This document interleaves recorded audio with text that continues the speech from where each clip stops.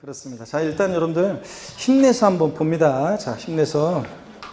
중요한 내용들이 좀 어려운 내용들이 좀 남아있어요. 그래서 다 풀어드리진 않고 어려운 거 이제 위주로 좀 풀어드릴게요.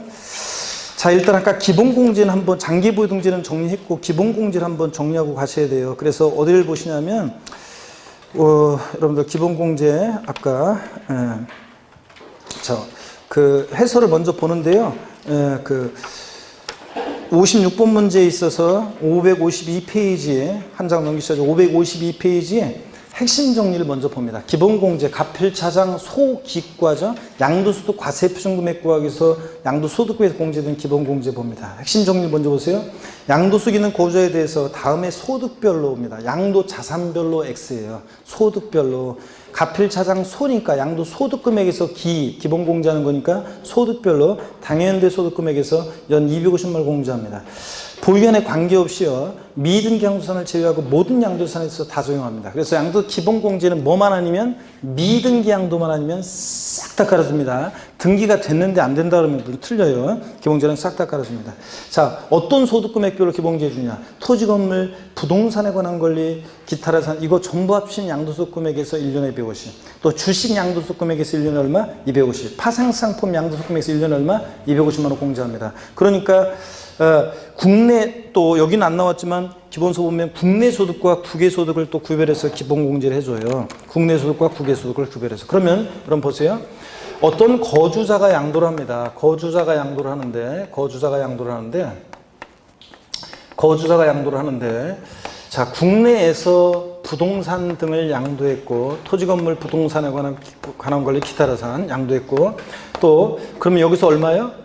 이거 양도했고 주식을 양도했고 또 파생상품을 양도했다. 그러면 자, 얘네들은 소득금액을 각각 구별해서 이제 기본공제 주는데 국내와 국외 소득을 구별해서 기본공제 줘요. 그래서 부동산 등을 또 양도했을 때 국외에서 기본공제 받을 수 있고요. 또 주식을 양도했을 때 기본공제 받을 수 있어요. 근데 이 파생상품은 2018년도 개정세법이 이거예요. 파생상품은요. 국내와 국외를 통합해서 얼마를 공제 주냐면 또 250만 원 공제 줘요. 그래서 자, 최대 기본공제 얼마 받을 수 있느냐? 국내에서 부동산 등에서 250, 주식에서 얼마? 250. 또 국외에서 또 부동산 양도에서 250, 주식에서 250. 자, 파생상품은 국내 국외 소득을 통합해서 얼마에 합쳐가지고 얼마? 250. 그래서 토탈에서 고정됐을 때 얼마를 기본공제 받을 수 있다? 최대 1,250만 원의 기본공제를 받을 수 있다는 얘기입니다, 여러분들. 요게. 자, 요게 이제 개정세법이고. 하여튼 그래서 소득별로 각각 공제하는 거지 양도 자산별로 공제하는 것은 아닙니다, 여러분들. 자, 그러면 다시 앞으로 갑니다. 56번 문제 봅니다. 56번 문제 보시니까 별표시 하시고요. 아까 55번도 별표시였었고요. 자, 56번 문제 별표시에서 꼭 봅니다. 다음 양도소득 과세 표준에 대한 설명이다. 틀린 것은 그랬습니다. 1번에 취득가액을 요거는 이제 조금 어려운 내용인데 요거 이제 다음에 요거 봅니다. 2번 볼게요. 양도소득 기본공제는 양도소득 있는 거주에 대해서 당연도 소득금액에서 양도 자산별로 각각 연 250만 원을 공제한다. O, X예요. 예? X입니다. 자, 양도 자산별이 아니라 뭐라고요? 소득별로 각각 연 250만 원 공제합니다. 소기과니까 소득금액에서 기본공제 주는 거예요. 자, 틀렸고요. 뭐 나머지 지문들 여러분들 또 보시면 되겠고요. 자, 넘어갑니다. 자, 그 다음에 그 58번 문제는 양도세 계산하는 계산 문제인데요. 이 계산 문제인데 계산하는 과정이요. 어떤 거냐면 이런 거예요. 자, 이거 계산 과정. 자, 가필차장 소기과잖아요. 우리가 가필차장 자, 기과 양도소득 과세 표준을 구하라는 문제인데 요 계산 과정을 알고 있는지를 묻는 문제였습니다. 한번 볼까요, 여러분들? 2018년 6월에 양도하는 거주자의 국내 소지에 등기된 토지 1년 6개월 보유했대요. 자료이다. 양도소득 과세 표준은 얼마인가 그랬습니다. 다른 양도는 없고요. 자, 그러면 취득시 기준시가가 7천이고 취득시 실거래가가 9천이고요. 양도시 기준시가가 1억이고 양도시 실거래가 1억 2,500만 원이에요. 자본적 지출액과 양도 비용은 200만 원입니다. 그러면 여러분요. 자, 기준시가도 나오고 실거래가도 나왔어요. 양도세 계산은 원칙 뭐로 해야 되는 거예요? 실거래가를 적용하는 게 원칙입니다. 실거래가가 있으면. 그러니까 실지 양도가액이 얼마냐? 1억 2,500만 원. 그죠, 여러분들? 에? 1억 2,500, 1억 2,500만 원입니다. 그 다음에 여기서 이제 취득가액 등 기타 필요경비, 취득가액이 실질 취득한 가액이 얼마고? 9천이고, 거기다가 자본적 취득가액을 실질 취득한 가액을 적용하면, 기타 필요경비, 자본적 취득과 양도비용 합한금액 필요경비로 하는데 얼마라고요? 200만 원. 그죠? 200만 원. 맞잖아요, 200만 원. 자, 그러면 양도차익은 얼마입니까? 1억 2,500에서 9,200 빼니까 얼마냐고요? 3천 얼마입니까? 3천이에요? 자, 1억 2천에서 빼니까 9,200 빼니까 얼마냐고? 3천 얼마? 3천 얼마냐고? 아이, 진짜. 자, 얼마입니까? 3,300만 원? 자, 여기서 장기 보유공제를 해줘야 되는데, 자, 장기공제는 받으려면 몇 년 이상 보유기한별로 공제해 주는데 몇 년 이상 보여야 돼? 3년. 그런데 보유기한이 토지가 몇 년이에요? 1년 6개월. 장기공제 받을 수 있어요, 없어요? 없잖아요. 자, 그러니까 그냥 양도소득 금액이 얼마야? 3천 얼마? 300만 원. 자, 그 다음에 소기, 기본공제, 과세분과라니까 기본공제 얼마 줘야 돼? 기본공제는 무조건 미등기 양도원을 싹 다 깔아주죠? 다른 양도사는 없다고 그랬었으니까 250만 원 해줘요. 그러면 과세표준 금액은 얼마입니까? 3천 얼마? 50만 원. 이런 식으로 해서 가필차량 소기과를 알고 있는지 묻는 문제였습니다. 순서 계산 과정. 아셨죠, 여러분? 포인트는 실거래가로 과산한다는 거, 기준가가 있어도. 그 다음에 장기 보유등재 3년 보유를 못했으니까 받을 수 없고, 그래서 그대로 내려오고, 250만 원 기본공제 해주면 과세표준 관한 문제였습니다. 되십니까, 여러분? 별거 아니었어요. 가필차량 소기과만 알고 있으면 풀 수 있는 문제였습니다. 자, 그래서 그런 얘기고요. 그 다음에 넘어갑니다. 59번 문제는요, 59번 문제는 요게 여러분들이 좀 여러분들이 지금 요게 좀 시간이 지금 인강수강생들은 요거 좀 저기 하는 게, 요걸 갖다가 요게 만약에 3, 4월 과정을 마쳤다 그러면 제가 이제 다다음 주 수업까지 3, 4월 과정을 마치고 요거를 하는 것 같으면 요거를 여러분들이 좀 풀 수 있는데, 이제 이해가 쉬운데, 지금은 요게 이해가 좀 쉽지가 않을 수가 있어요. 그래서 요게 좀 그럴 수 있는데, 일단 한번 넘어가겠습니다. 요거는 59번 문제는 계산 문제. 요거 어떤 거냐면 요거는 자, 뭐 이런 거예요. 취지만 살짝 설명을 드리고 갈게요.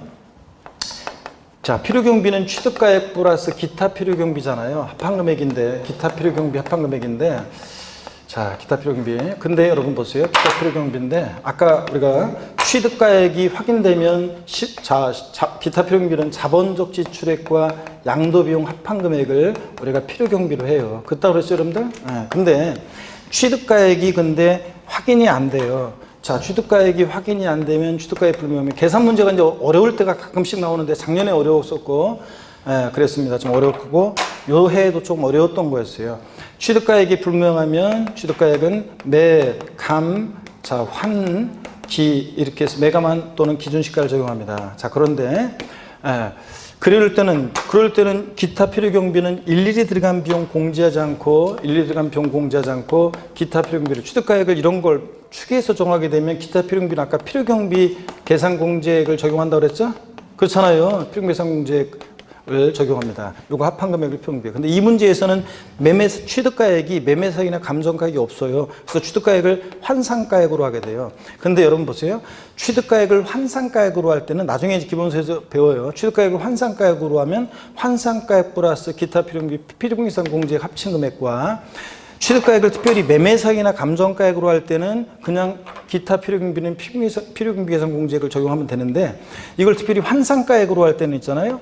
환산가액 플러스 필요경비 계산 공제액 합친 이 금액과, 요거 합친 금액과, 그 다음에 실제 들어간 자본적 지출액과, 실제로 들어간 자본적 지출액과 양도비용 있잖아요. 요거 합한 금액하고요. 비교해서, 자, 이 실제 들어간 자본지출과 양도비용 합한 금액이 요게 이제 이 환산가액 플러스 필요경비 계산 공제 합친 금액보다 크면 이 금액으로 할 수 있다고 돼 있어요, 법령에. 그 말은 둘 중 양도차익을 최소화하기 위해서 한번 계산해봐라 그러면, 양도차익을 최소화하기 위해서는 둘 중 이 필요경비를 크게 해야 되잖아요. 그러니까 둘 중 어떤 거?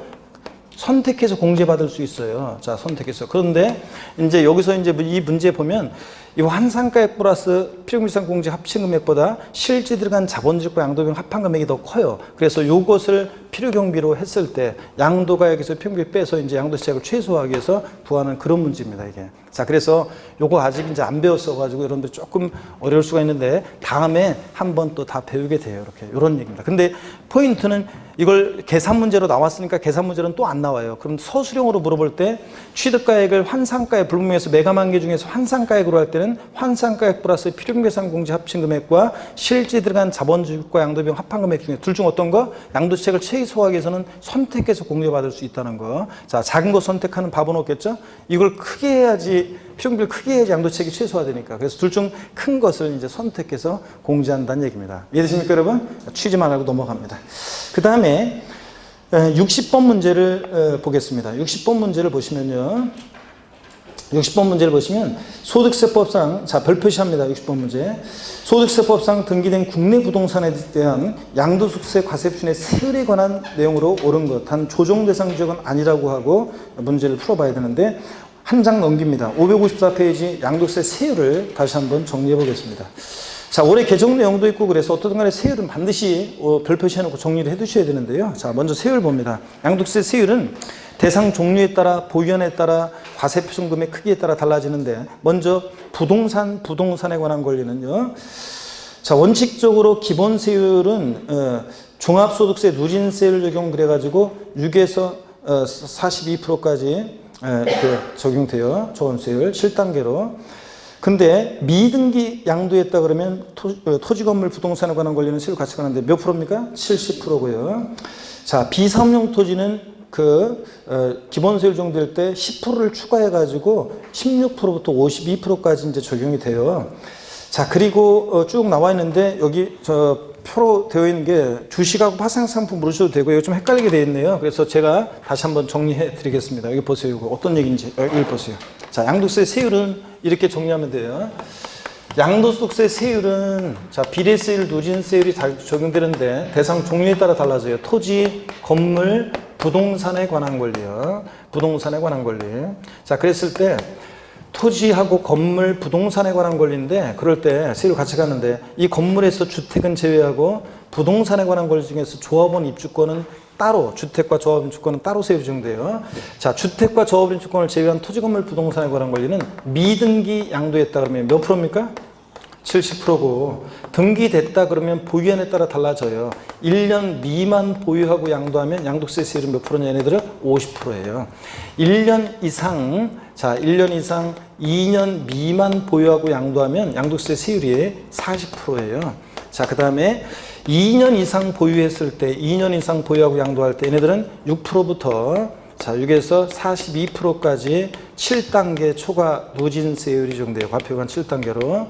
자, 그런데 단 비사업용 토지는 단 요때 비사업용 토지는 자, 사업용 토지는 2년 이상 보유해서 6에서 42% 적용될 때 비사업용 토지는 여기다가 10%를 추가해서 기본세율 6에서 42% 여기다가 10%를 추가해서 16%부터 몇 프로까지? 52%까지 적용됩니다. 네? 요거고 10% 높고 그 다음에 자, 여기 보세요. 주택하고 이걸 외우셔야 되는데 나중에는 주택하고 조합원 입주권은요. 조합원 입주권은 세율이 낮아요. 일반적인 경우보다. 그래서 얘네들은 미등기 양도하면 자, 70%고요. 그 다음에 등기가 됐다 그러면 1년 미만 보유하고 양도하면 주택 및 조합원 입주권 요걸 주의하셔야 돼요. 1년 미만일 때 1년 미만 보유하고 양도하면 얘네들 자, 40%라는 걸 주의해야 돼요. 토지, 건물, 부동산에 관한 1년 미만은 몇 프로인데? 50%인데. 주택 및 조합원 입주권은 몇 프로예요? 40%입니다. 1년 이상만 보유해도 얘네들 1년 이상만 보유해도 얘네들은 주택 및 조합원 입주권은 6에서 42%입니다. 자, 근데 올해 이제 개정세법이 근데 조정대상 지역 내 자에서 1세대 2주택이면 여기로 넘어가 버렸네. 1세대 2주택이면 여기 기본세율에다가 6에서 42%에다가 몇 프로요? 10%를 플러스하고 그 다음에 1세대 3주택이면 조정대상 지역 내 1세대 3주택이면 자, 여기다가 6에서 42% 여기다가 자, 뭐하고요? 20%를 플러스하고요. 자, 그래서 26%부터 62%까지 이런 식으로. 자, 조정대상 지역은 적용하고. 다만 부동산에 관한 권리 중에서 여기서 만약에 이때 분양권 있잖아요. 분양권은 조정대상 지역 내에서 자, 지역 내에서는 대상 지역 내에서 자, 분양권을 양도한다. 그러면 분양권 양도할 때는 보유기간 관계없이 1년 이상 보유했어도 보유기간 관계없이 자, 보유기간 관계없이 무조건 몇 프로입니까? 요거 50% 양도소득세 세율이 적용된다. 여기 이제 개정세법 내용들입니다. 이해되십니까, 여러분? 이게 양도세. 자, 그래서 토지건물 부동산에 관한 권리는 미등기 70, 등기됐다 1년 미만이면 50이고 1년 이상 2년 미만 40, 2년 이상일 때 6에서 42%, 비상업무 토지는 여기다가 몇 프로? 10% 추가 세율 적용되고. 자, 그 다음에 주택 및 저업주권은 미등기 70, 등기됐다 1년 미만이면 40, 1년 이상 2년 미만이면 자, 1년 이상만 보여도 주택 및 저업주권 1년 이상만 보여도 42%고 6에서 42%고 초과세율이고 조정대상 지역 내는 여기다가 1세대 2주택일 때는 10%, 1, 3주택자가 먼저 양도하는 주택은 20% 추가하고. 아시겠습니까, 여러분? 이 얘기입니다. 자, 그러면 문제를 보겠습니다. 자, 문제를 보시니까 앞으로 가셔가지고 553페이지 60번 문제 봅니다. 60번 문제 별표시했죠? 자, 1번 지문 보니까 1년 6개월 보유한 주택이면요. 조정대상 지역이 아니라고 할 때 1년 6개월이면 보유한 1주택입니다. 그럼 몇 프로입니까? 1년 이상만 보여도 주택은 뭐라고요? 6에서 42% 초과세율입니다. 1년 이상만 보여도 주택 및 저건물주권은. 그 다음에 2년 1개월 보유한 상가건물, 토지건물 부동산에 관한 권리는 2년 이상 보유하면 뭐라고요? 6에서 42% 초과세율입니다. 그 다음에 3번 10개월 보유한 상가건물이면 1년 미만 보유했으니까 몇 프로입니까? 1년 미만이니까 몇 프로요? 토지건물 부동산에 관한 권리는 1년 미만이면 몇 프로? 50%. 자, 그래서 몇 번 정답입니까? 3번. 4번 쉬웠어요. 20대 때. 자, 조금 수정했지만 4번 6개월 보유한 주택입니다. 주택 및 조합원의 주권 1년 미만일 때 몇 프로? 1년 미만이면 몇 프로? 40%라고 했잖아요. 아까 주택 및 조합원의 주권은 1년 미만이면 몇 프로? 40%. 자, 5번 1년 8개월 보유한 상가건물 1년 이상 2년 미만이면 몇 프로? 토지건물 부동산에 관한 권리 1년 이상 2년 미만이면 몇 프로? 40%입니다. 1년 미만 50, 1년 이상 2년 미만 40, 2년 이상일 때 6에서 42%. 아, 이거잖아요, 여러분들. 자, 외우셔야 됩니다. 저는 기본적으로. 안 외우고 못 배기게 또 계속 물어볼 거예요. 됐습니다. 이렇게 해서 이런 거라는 거. 61번 문제 보겠습니다. 별표시합니다. 61번 문제. 양도세 납세 절차 및 종합 문제. 양도세 예정신고 납부, 확정신고 납부는 시험에 올해 무조건 나옵니다. 자, 봅니다. 옳은 거 그랬는데 일단은 그 핵심 정리를 먼저 한번 또 보겠습니다, 여러분들. 자, 양도세는 예정신고 납부, 확정신고 납부가 있는데 예정신고 봅니다. 부동산 등을 양도했을 때 양도세 예정신고 기간은 양도일이 속하는 달의 말일로부터 몇 개월? 2개월이요. 양도일로부터 2개월이 아니에요. 양도일이 속하는 달의 말일로부터 2개월. 주식 출자 지분은 양도일이 속하는 분기에서 올해 뭐로 바뀌었다고요? 반기, 상반기, 하반기. 반기의 말일로부터 2개월이네. 만약에 은진 생일이 언제라고 그랬지? 11월 18일? 자, 11월 18일 날 만약에 비상장 주식을 양도했다. 양도세 예정신고 기간은 하반기 말일은 12월 31일이니까 그 반기의 말일부터 2개월이니까 그 다음 연도 2월 말이 되겠죠? 네, 이렇게 이런 식으로 반기의 말일부터 2개월이네. 분기에서 바뀐 거 꼭 주의하고. 3번 토지거래 허가 구역 내 토지를 양도할 때 허가일 전에 대금이 청산됐다. 그러면 허가 전에 대금이 청산되면 뭐가 먼저예요? 허가 전에 대금이 청산되면 허가일 전에 허가 전에 대금이 청산됐다 그러면 자, 대금 원래는 양도세는 대금 청산일 양도일이 속하는 달의 말일로부터 2개월 이내인데 토지거래 허가 구역 내에서 토지를 양도했다. 허가 전에 대금 청산됐다. 대금 청산됐어도 나중에 허가 못 받으면 다 꽝 될까봐 이때는 허가일이 속하는 달의 말일로부터 2개월이네. 이렇게 된다는 거. 아셨죠? 그래서 허가 전에 대금이 대금 청산된 경우에 양도세 예정신고 기간은 허가일이 속하는 달의 말일로부터 2개월이네. 니은번 허가 전에 허가 구역에 지정 해제가 있다 그러면 해제일이 속하는 달의 말일로부터 2개월이네. 요게 이제 2018년도 추가된 내용이고요. 해제일이 속하는 달의 말일로부터 2개월이네고. 자, 그래서 허가 전에 허가 구역에 지정 해제가 있었다 그러면 해제일이 속하는 달의 말일로부터 2개월이네. 요것도 2018년 개정세법 알아두고. 그 다음에 동그라미 4번이 작년에 추가된 건데 시험에 안 나왔어요. 재작년인가 추가된 건데 안 나왔어요. 꼭 알아둡니다. 부담보 증여의 경우에 체납액에 해당한 부분으로서 양도를 보는 경우, 부담보 증여 시 양도세 예정신고자는 양도리 속하는 나발일로부터 몇 개월? 3개월이라는 거, 2개월 아니라는 걸 꼭 기억하셔야죠. 3개월. 그 다음에 2번 양도 차익이 없거나 양도 차손이 발생할 때도 예정신고 하여야 하는 거지. 양도 차익이 없거나 양도 차손이 발생할 때는 예정신고하지 아니할 수 있다. 하지 아니한다. 생략할 수 있다. 다 틀리다고 그랬습니다. 반드시 하여야 합니다. 그 다음에 자진해서 예정신고하지 않는 신고 납부하더라도 세액공제 혜택 없고요. 예정신고 납부를 안 하면 무조건 가산세인데 가산세는 신고불성실 가산세 의무 위반의 정도에 따라 40, 20, 10% 납부불성 가산세 하루하루 지날 때마다 1일 0.03% 똑같습니다. 확정신고 오른쪽 봅니다. 확정신고기는 양도일 또는 토지거래 허가구역 내 같으면 허가 전에 대금 완납됐을 때 허가일이 속하는 과세기간에 언제? 다음 연도 포인트죠. 5월 1일부터 5월 30일입니다. 다음 연도 6월 1일부터 6월 30일로 바꿔서 낸 적이 있었는데 5월 1일부터 5월 30일까지고 다음 연도. 2번 과세 표준이 없거나 결성금이 발생한 때도 확정신고 하여야 하는 거죠. 하지 아니한다, 할 필요 없다, 다 틀립니다. 반드시 해야 되고. 그 다음에 자진해서 확정신고겠네 신고 납부하더라도 세액공제 혜택 없습니다. 당연히 해야 할 일 했을 뿐이고요. 가산세 똑같습니다.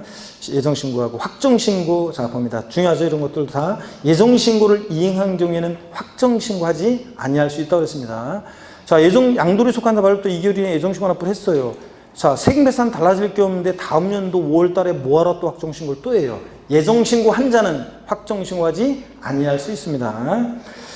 그 다음에 2번 다만 해당 과세기간에 누진세율 중대상 자산을 예정신고를 2회 이상 한 자가 이미 신고한 양도수 금액과 합산해서 예정신고하지 않았을 때는 반드시 그 다음 연도에 합산해서 양도세는 인세이기 때문에 합산과세 하는데 누진세율 대상은 합산하면 과표 달라지고 세율 높아지는 이런 경우에 반드시 마지막에 합산해서 두 번째 양도할 때 예정신고를 했어야 되는데 그러지 않았을 때는 반드시 다음 연도에 합산해서 확정신고를 하여야 한다는 얘기입니다. 이해되십니까 여러분? 이런 거는 이미 1, 2월 과정에도 말씀드렸습니다. 자 문제 넘기지 말고 봅니다. 61번 문제 보겠습니다.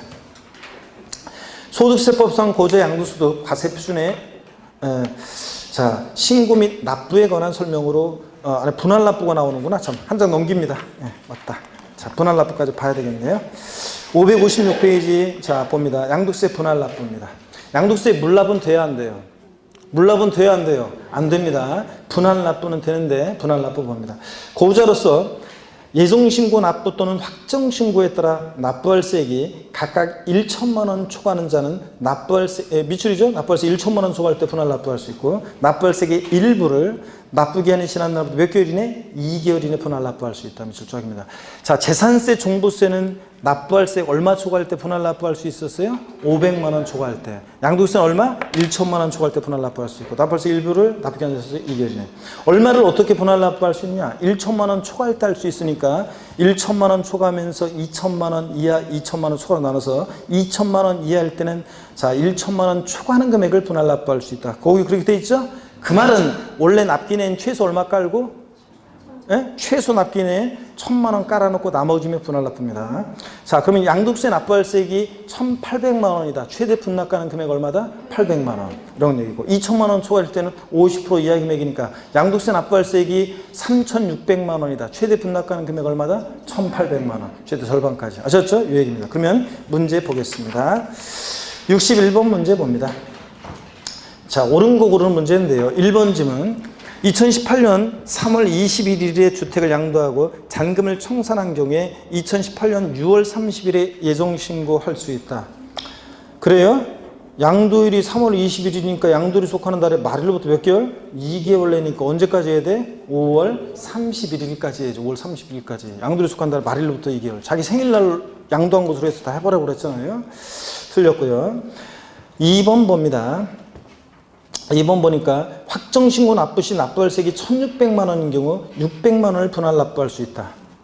2천만 원 이하일 때 1천만 원 초과하는 금액 분할 납부니까 납기내 최소 얼마 깔고 1,000 깔고 나머지니까 얼마? 600만 원. 맞잖아요.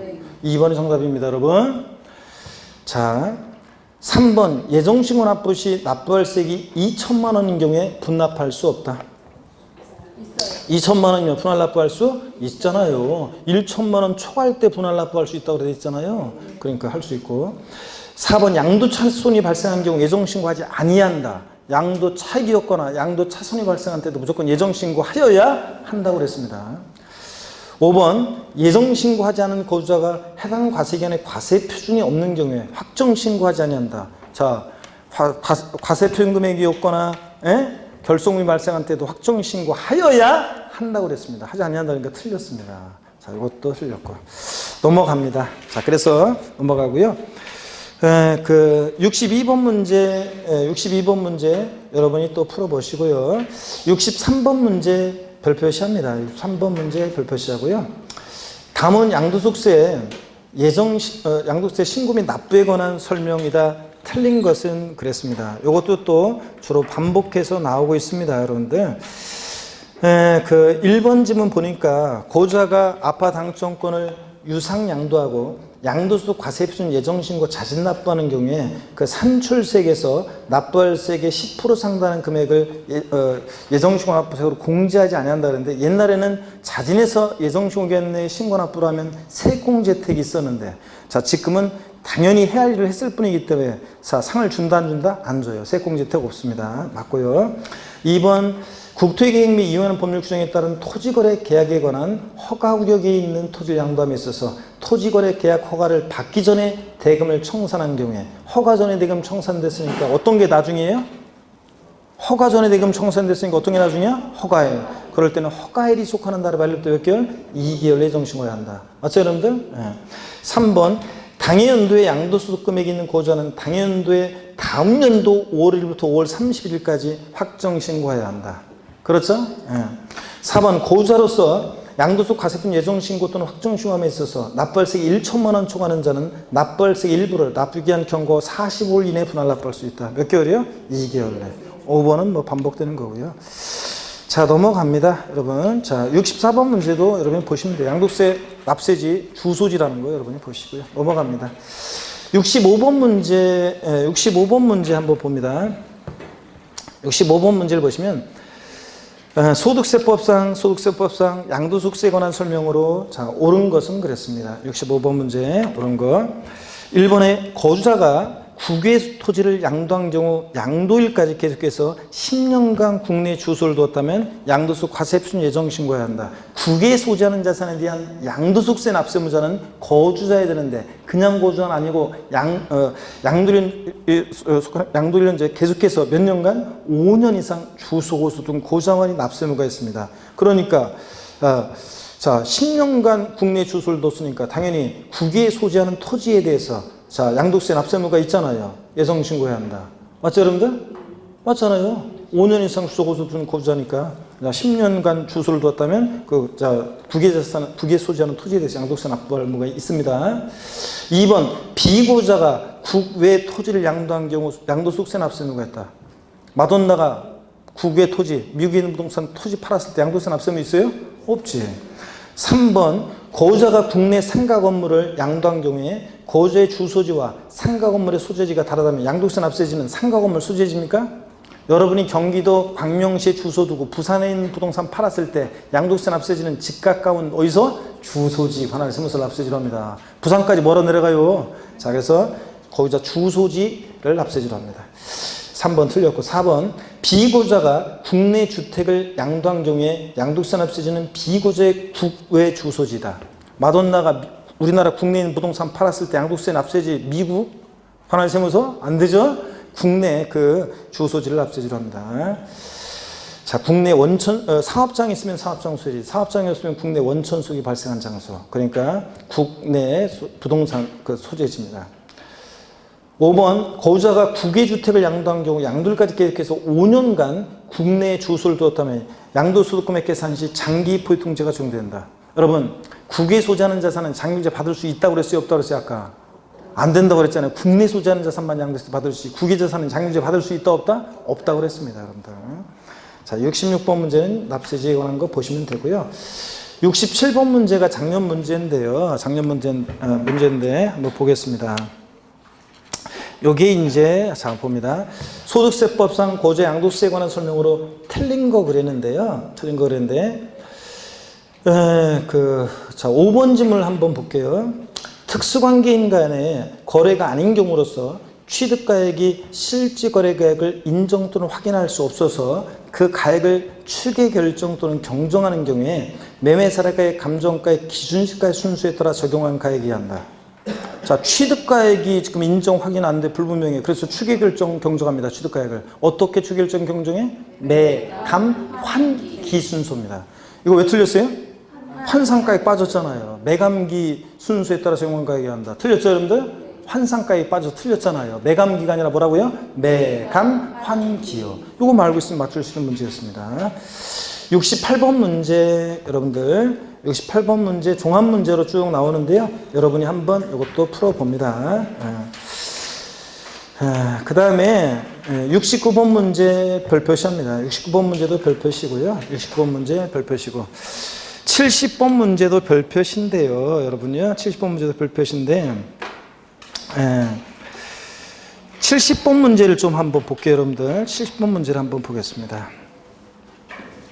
69번 문제에서 60번 문제에서 4번 지문만 좀 한번 볼게요. 69번 문제에서는 4번 지문만요. 69번 문제는 4번 지문만. 2018년에 양도한 토지에서 발생한 양도 차손은 5년 이내 양도하는 토지 양도수 금액에서 2월에서 공제받을 수 있다는데 틀렸습니다. 여러분, 자, 절 보세요.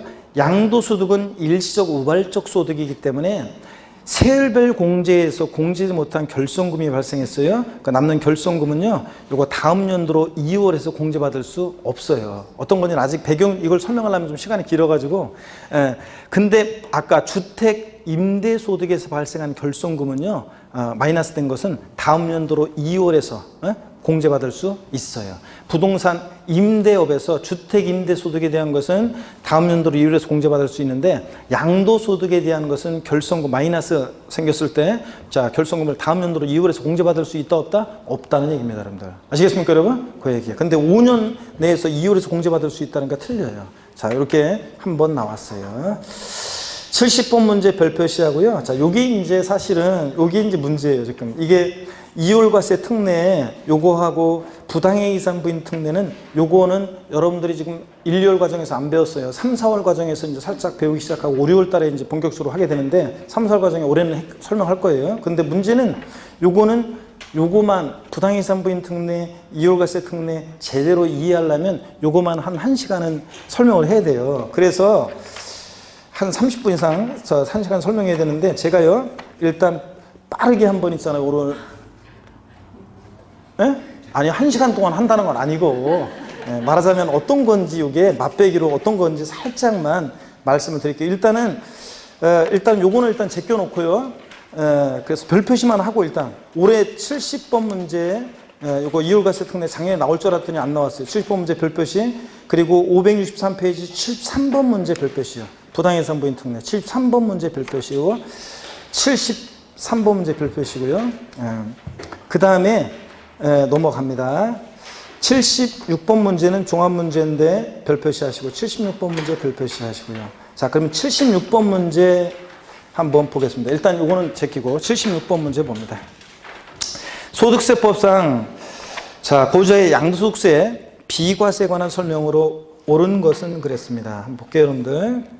1번 국내에 1주택말 보유하는 1세대가 해외 이주로 세대 전원이 출국한 경우 해외 이민으로 양도하게 되면 출국하는 경우에 2년 미만 보유도 비과세라고 그랬죠 아까? 있을 때 출국일로부터 몇 년 내? 2년 내 양도하는데 3년이 되는 날 해당 주택을 양도하면 비과세 된다. 맞죠 여러분들? 2년 내 양도했잖아. 3년이 되는 날 양도했으니까 2년 내 양도했어요? 안 되네. 3년이 되는 날 양도했으니까 비과세 못 받네? 그렇네. 저 2년 내 양도했어야 되는데 3년이 되는 날 양도했으니까 비과세 못 받습니다. 2번 법원의 결정에 의해서 양도 당시 취득에 관한 등기가 불가능한 미등기 주택은 양도세 비과세가 배제되는 미등기 양도자산에 해당한다. 이번에 나중에 법원의 결정으로 미등기 양도했어요. 그러면 불이익을 주면 돼야 안 돼요. 원래 미등기 양도하면 비과세 감면 배제하고 장기적 기본세 다 배제하고 그러는데 법원의 결정으로 미등기 양도했으니까 불이익을 주면 된다 안 된다? 안 됩니다. 그러니까 법원의 결정에 의해서 양도 당시 취득에 관한 등기가 불가능한 미등기 주택은 양도세 비과세 배제되는 미등기 양도세는 해당하지 않는다. 맞습니다. 이거. 자, 2번이 정답이고 3번 직장의 변경으로 세대 전원이 다른 시로 주거를 이전한 경우 6개월간 거주한 1주택을 양도하면 비과세된다. 부득이한 사유로 주거 이전할 때는 1년 이상 거주하던 주택에 있어야지 6개월 거주한 주택은 비과세 받을 수 있다 없다? 없어요. 4번 양도당 시에 실거래가액이 10억 원인 1세대 1주택이에요. 그러면 실거래가액이 10억이면 다른 말이 없어도 얘는 뭐예요? 고가주택. 1세대 1주택인 고가주택을 양도할 때 양도차익 전부가 비과세 됩니까? 아니지. 자, 9억까지는 비과세고 9억을 초과액 부분 어떻게 한다? 과세한다고 그랬습니다. 자, 그러니까 전부가 비과세가 아니라 9억까지만 비과세입니다. 9억 초과액은 과세입니다. 고가주택은 비과세 배제되고. 5번 농지를 교환분합할 때 쌍방 토지가액의 차액이 가액이 큰 편에 얼마? 4분의 1 이하야 한다고 그랬습니다. 아까 3분의 1이 아니라 4분의 1 이하인 경우에 비과세합니다. 자, 그래서 2번이 맞습니다. 77번 문제 봅니다. 별 표시합니다. 미등기 양도했을 때는 조세 포탈 우려 가능성이 높기 때문에 불이익을 줍니다. 그래서 핵심 정리를 거기 한번 보세요. 핵심 정리 보니까 미등기 양도에서 불이익상을 봅니다. 반드시 알아두셔야 돼요. 실거래가로 양도차익 계산하고 미등기 양도하면 장기 포유통제 기본공제 다 배제합니다. 그러니까 미등기 양도라는 데서는 양도차익과 양도소 과세 표준 금액이 일치합니다. 여러분 여기 보세요. 미등기 양도하는 자산은 여기 보세요. 미등기 양도하는 자산은 장기 포유 특별공제하고 기본공제가 다 배제돼요. 예? 미등기 양도하면. 그러면 미등기 양도하는 자산은 자 빼는 게 없으니까 양도차익과 양도소득 금액이 어떻게? 일치합니다. 양도소득 금액과 과세품 금액이 빼는 게 없으니까 어떻게 한다? 일치합니다. 그래서 만약에 미등기 양도하는 건물인데 자 미등기 양도하는 건물인데 양도 가액이 5억, 취득가액 등 기타 필요 경비가 4억입니다. 자 그러면 양도소득 과세 표준 금액은 얼마냐? 그러면 양도차익은 5억에서 4억 뺀 1억이고 양도소득 과세 표준 금액은 얼마예요? 1억입니다. 빼는 게 없으니까 양도차익과 소득금액이 일치하고 소득금액과 과세금액이 일치하니까 미등기 양도하는 자산은 양도차익이 곧 뭐가 된다? 과세 표준금액이 됩니다. 그래서 이때 산출세액을 구해봐라 그러면 산출세액은 미등기 양도니까 몇 프로? 70%. 그래서 산출세액은 얼마? 7천만 원 이렇게 구합니다. 자, 미등기 양도하는 자산은 장기공제, 기본공제 다 배제되니까 양도차익과 과세 표준금액이 어떻게 한다? 일치한다. 이해되십니까 여러분? 자, 그래서 힘내시면서 그 다음에 또 봅니다. 핵심 정리, 최고세율 70% 적용하고 비과세 감면 다 배제하고 다만 미등기 양도할 때 필요경비 계산 공제는 적용됩니다.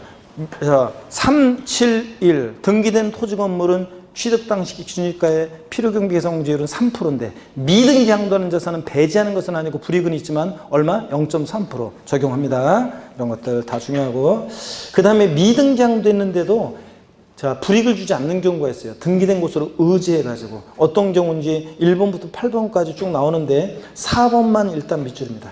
법률의 규정이나 법원의 결정에 의해서 양도당 시 그 자산에 대한 등기가 불가능한 자산은 불이익 주지 않습니다. 왜냐? 내가 미등기 양도한 이유가 법률의 규정이나 법원의 결정으로 미등기 양도했어요. 불이익을 주면 돼? 안 돼? 안 되겠죠? 그 다음에 자 5번이요. 1세대 1주택으로서 건축법에 의한 건축 허가를 받지 않아서 등기가 불가능한 자산도 불이익을 주지 않습니다. 무허가 어떤 수강생분이 그럼 무허가주택도 비과세 받을 수 있다는 건가요? 그렇습니다. 제가 수업 시간에 그래서 손들고 그러겠어 그렇다고 얘기했는데 교수를 찾아가가지고 교수님 무허가주택도 그럼 비과세 받을 수 있다는 건가요? 1세대 1주택일 때 그래서 등기가 불가능한 자산은 건축법상 허가받지 않아서 등기가 불가능한 자산은 불이익을 주지 않습니다. 비과세 받을 수 있습니다.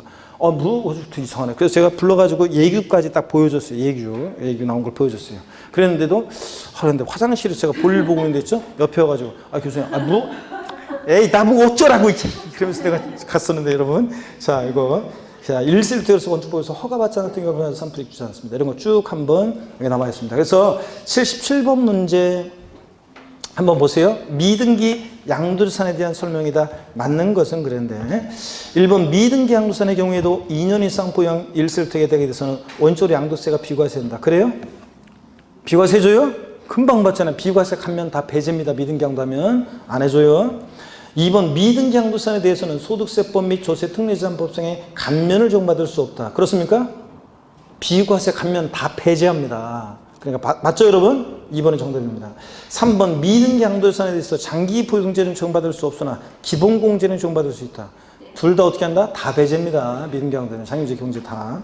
4번은 단기 할부 조건이 아니라 이제 여기 나오는 게 장기 할부 조건으로 취득한 자산이어야 되는데 단기 할부 조건으로 취득한 자산으로서 계약 조건상 양도당 시 추기원 등기 할부 자산은 미등기 장소로 부재한다는데 단기 할부 조건으로 고려했으면 반등기 됐어야 돼. 장기 할부 조건이었어야 됩니다. 나중에 또 배웁니다. 장기 할부 조건이었어야 돼요.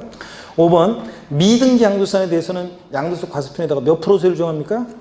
몇 프로의 미등기 양도하면 70%지 70%. 됐습니다. 78번 문제 별표시합니다. 국외재산 양도 및 종합문제인데요. 자, 별표시 하시고 봅니다. 소득세법상 국외재산 양도에 관한 설명으로 옳은 것은 그랬습니다. 1번에 힘내시면서 여러분요. 양도차익 계산 시 필요경비의 외환산은 외국에서 거래했으니까 우리나라 돈으로 환산해야 될 거 아니에요. 양도차익 계산 시 필요경비의 외환산은 지출일 현재, 수령하거나 지출한 날 현재 외국환 거래법에 의한 기준환율 또는 재정환율로 계산합니다. 그래서 요거 시험에 한 2번 나왔었어요. 그래서 포인트가 수령하거나 지출한 날 현재입니다. 기준환율, 재정환율이 한다. 맞아요. 1번 지문이. 나중에 또 배웠고. 2번 국외재산 양도 시 양도세 납세무자는 국외재산 양도일까지 계속해서 몇 년 이상? 몇 년 이상? 이건 지난번 기초과정에서 한 건데 몇 년 이상? 5년 이상 국내 주소를 둔 고자지. 3년간 국내 주소를 둔 고자. 아니죠, 여러분들? 자, 이거 5년 이상 국내 주소를 둔 고자만이 납세무가 있습니다. 핵심 정리 보세요. 그러면 국내 재산 양도 시에는 거주자뿐만 아니라 비거주자도 납세무가 있습니다. 그런데 국외 소재하는 자산 양도소득세 부과 시에는 비거주자는 마돈나는 당연히 미국에 있는 부동산 팔 때 우리하고 관계없고요. 거주해야 되는데 5년 이상 주소곳 둔 거주자만이 납세무가 있지 5년 미만 주소곳 둔 자는 국외재산에 대한 양도세 납세무가 있다 없다? 없다는 거. 이건 상처럼 알고 있어야 되는데 여러분. 자, 그래서 78번 문제 2번 틀렸습니다. 5년 이상 국내 주소 거소를 둔 자입니다. 3번 미등기 국외 토지에 대해서 양도세 세율은 70%다 그러는데 절 보세요 여러분들. 국외자산에 대해서는요.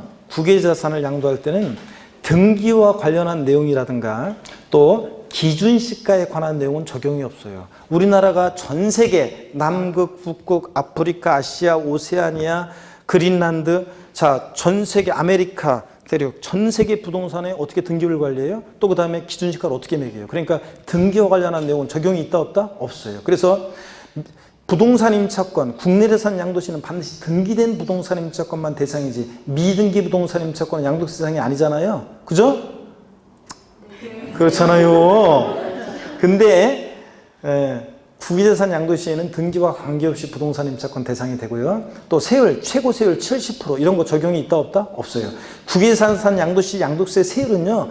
자, 부동산은 무조건 6에서 42% 초과 누진세율 정해요. 1년 미만 보유했다고 50%, 1년 이상 2년 미만 40% 이런 거 없어요. 보유한도 관계없고 무조건 국외재산은 양도세 세율은 뭐다? 6에서 42% 초과 누진세율만 적용됩니다. 부동산은.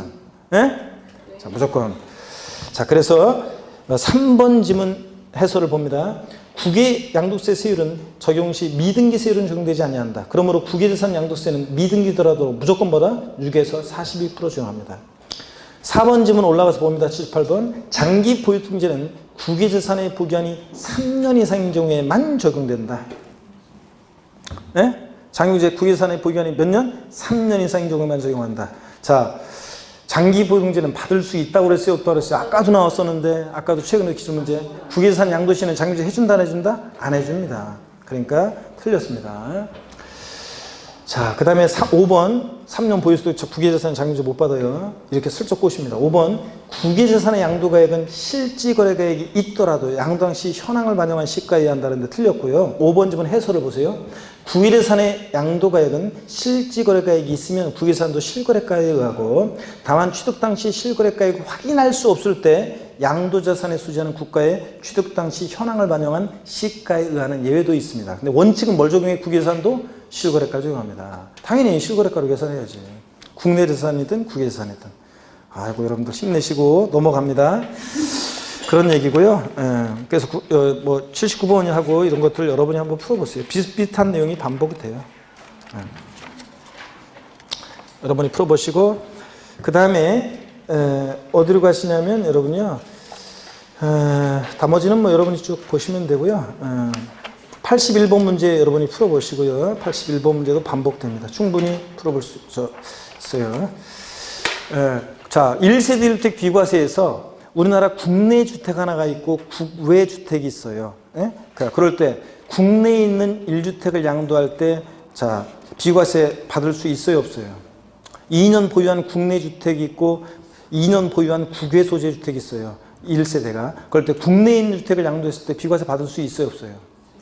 있습니다. 국외 소재 주택은 주택기술세산에 포함한다, 안 한다? 안 해요. 양도일 현재 국내에만 1주택이면 됩니다. 국외에 있는 주택은 자, 비과세 받을 수도 없고 주택수계산에 포함한다, 안 한다? 안 해요. 우리나라 국내 주택 하나, 미국에 하나, 그러면 국내 주택을 양도할 때 1세대 몇 주택 양도로? 1주택 양도로 봅니다. 그런 얘기가 81번 문제입니다. 여러분이 보시고요. 그 다음에 570페이지 종합소득세. 자, 부동산 임대 사업소득 문제 또 요거 몇 문제만 풀고 마칠게요. 자, 요거 오늘 이건 여러분들은 오프라인 여러분들은 오늘 정규 수업 시간에 배운 거잖아 아까. 문제를 한번 보겠습니다. 자, 83번 83번 문제 3번 문제 한번 보겠습니다.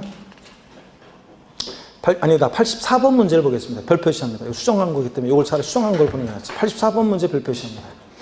소득세 과세 대상인 84번 문제 별표시요. 부동산 관련 사업소득에 대한 다음의 설명 중 틀린 거 그랬습니다. 1번 미등기 부동산을 대여하고 대가로 받는 것은 사업소득이다. 부동산 임대업이다. 맞습니까 여러분?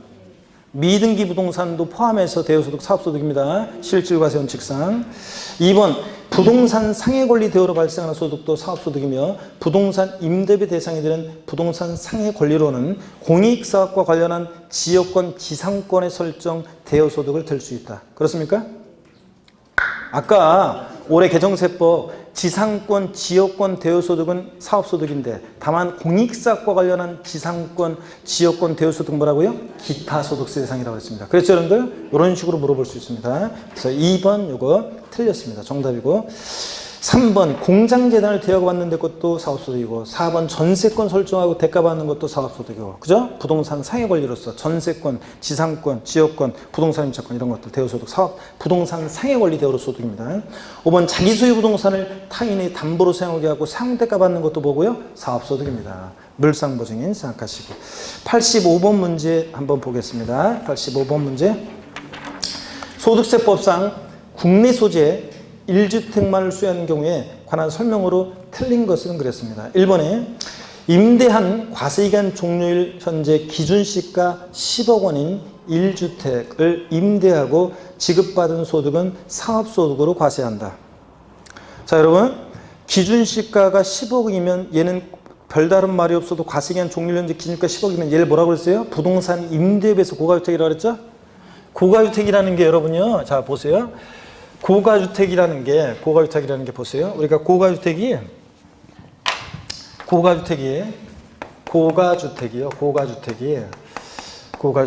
자, 그리고 고급주택. 취득세에서는 고급주택이고요. 고급주택과 고가주택 비교해보면, 여러분 보세요.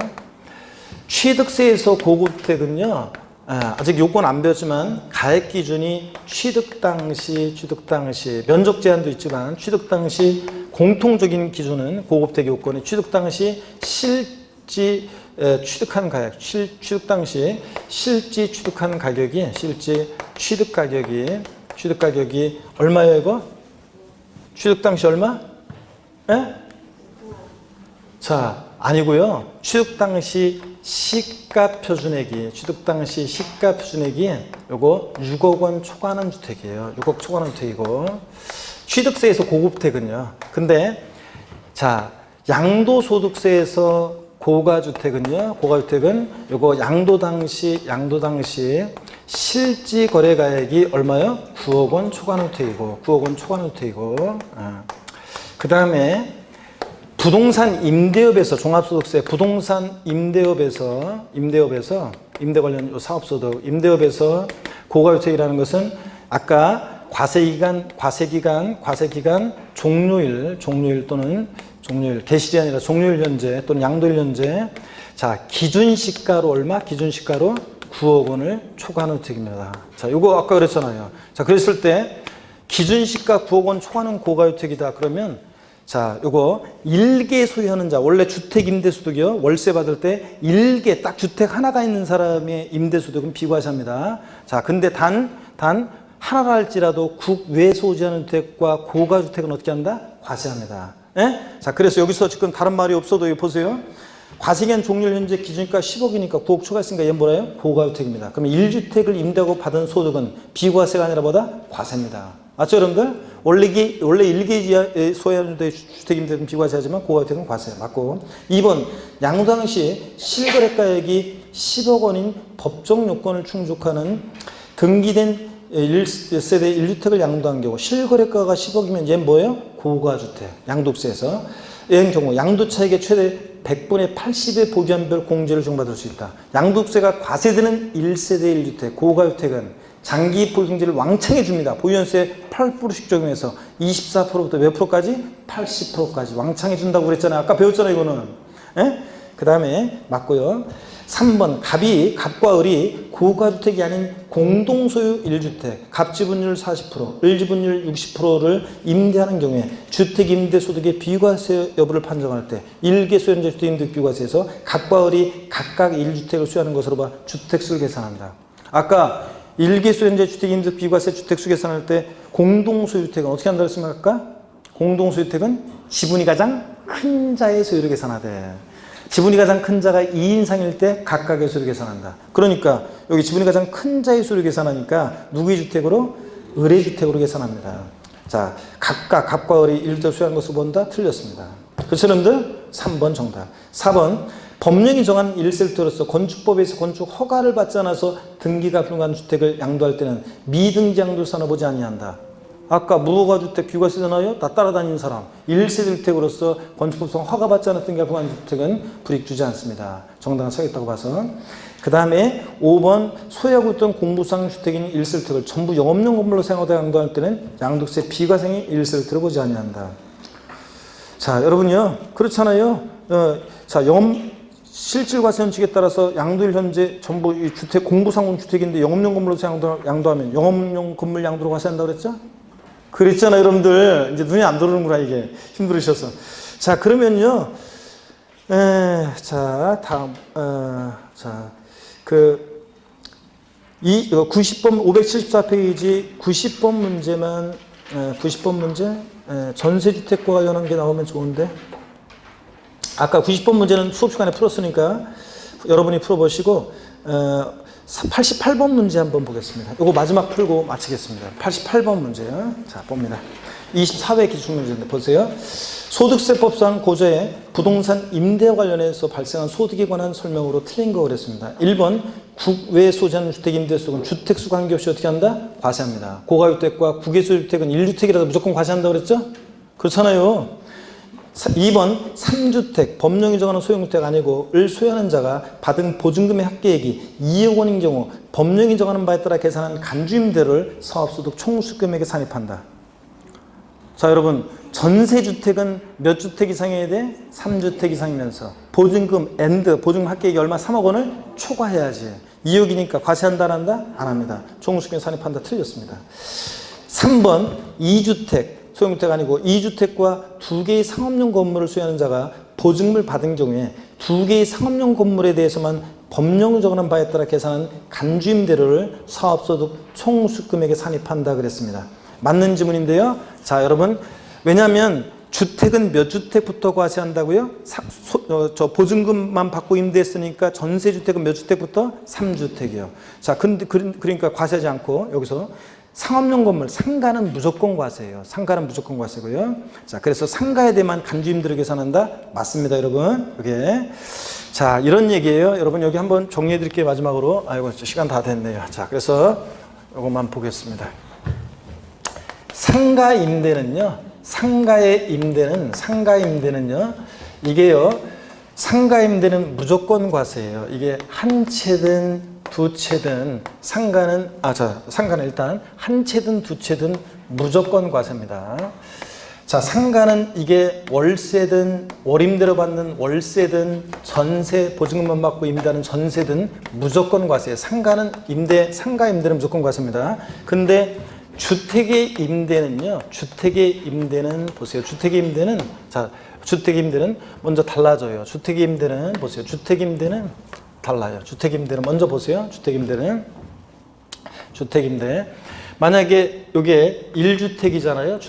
1주택 임대일 때는요. 주택은 1주택인데 월세예요. 자, 그 다음에 전세예요. 자, 나눴을 때 1주택일 때는 1개 소유하는 재주택 임대수는 뭐 한다고 그랬어요? 비과세 한다고 그랬습니다. 그랬죠? 1개 소유하는 재주택 임대수는 비과세, 월세는. 근데 단 예외가 있었습니다. 단 고가주택과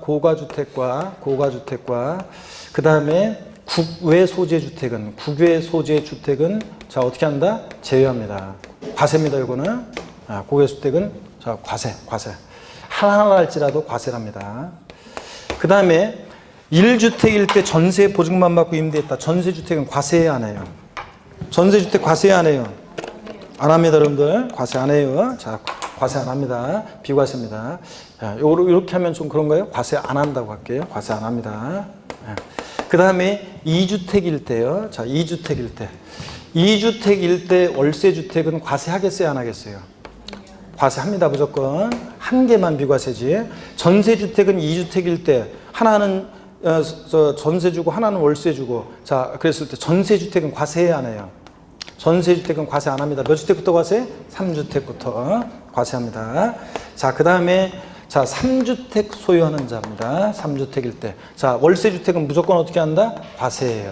자, 근데 전세주택은 3주택이면서 보증금 합계액이 얼마예요? 3억 원을 초과해야 돼요. 3억 원을 자, 초과해야 합니다. 3억 초과해야 되고요. 자, 그래서 보증금 합계액이 3억 원 초과. 3억 원을 초과할 때 이제 과세합니다. 단 이제 주택수 계산할 때 소형주택은 제외하고요. 자, 그다음에 우리 또 주의해야 될 것이 1년에 올해까지는 자, 1년에 2천만 원 임대소득에 대한 총수익 금액이 얼마예요? 2천만 원 이하일 때는 과세한다 안 한다? 안 합니다. 2천만 원까지는. 그렇죠, 여러분들? 요 얘기입니다. 그러니까 지금 문제에서 주택 2개 갖고 있는 사람이 보증금만 받고 임대했어요. 과세 안 해요? 주택은? 안 해요. 근데 상가는 두 채 상가는 어떻게 한다? 무조건 과세입니다. 상가는 월세든 전세든 무조건 어떻게 한다? 과세입니다. 이해되십니까, 여러분?